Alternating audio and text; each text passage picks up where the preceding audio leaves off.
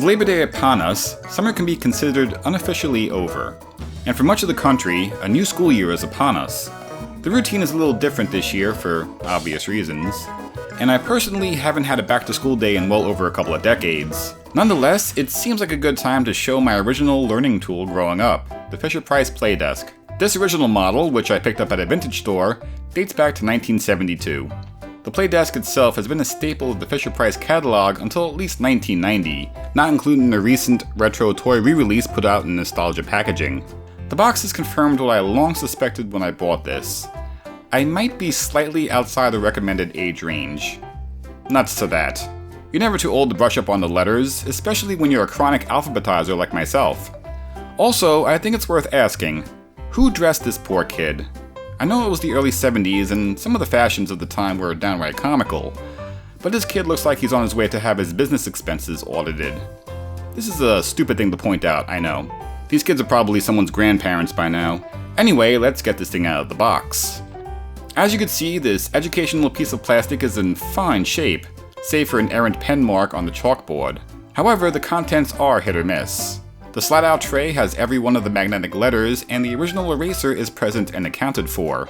However, the spare letters and numbers, and 2 of the 16 activity cards are missing. How dare the previous owner play with their toy? I didn't expect the original chalk to still be around, so I picked up a box of Crayola chalk for which I have literally no other use except to demonstrate this chalkboard for 5 or 6 minutes. The upside of missing contents is that I now have more room in the compartment to hold various household items. So that's where I left my tape measure. Let us dive wildly into learning our letters, shall we? I will grab the tie activity card.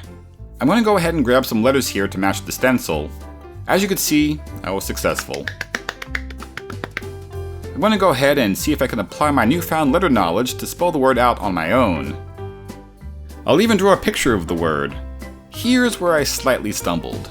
Not only did I confuse the verb for the noun, but the additional detail I added did nothing to convey that this should have been a Windsor knot. Okay, I guess I need a little more practice. Let's try another card. First order of business, erase the board. The Fisher-Price eraser doesn't do a very good job of picking up the excess chalk dust, so sometimes extreme measures are needed. For the bath activity card, this time I will trace the cavities to form the word. And with this task completed, I ponder the sample sentence and reflect unfavorably on my own childhood. Was I the weirdo for avoiding the tub like I was in danger of being sucked down the drain? Seriously, I must have smelled like Anyway, enough beating myself up. Need to check my work. Close enough. Placing down the room activity card, you can see the issue I have with the missing letters. The only thing I could do to complete this word is improvise. There. Looks legit. Forget about learning numbers today, as I've mentioned these magnets have gone missing, probably stuck to some hipster's refrigerator. Funny thing about the activity cards, outside of spelling or matching the words, there's not much in the way of actual activities. Although this tree one gave me a few extra seconds of busy work. What is in the tree? A couple of kids, a squirrel, a bird, an owl, a swing, leaves. But not the dog. He's up against the tree, jealous of not being invited to the tree party. The good thing about the Fisher-Price Play Desk is that even if you outgrow the activity cards, you can still have the chalkboard handy to work out some advanced mathematical formulas. And the magnetic letters offer up a convenient method of labeling your work. Anyway, that's enough learning for one day. Time to go back to rotting my brain with video games and rock music. This was Dave for TeeVee Games. See you next time.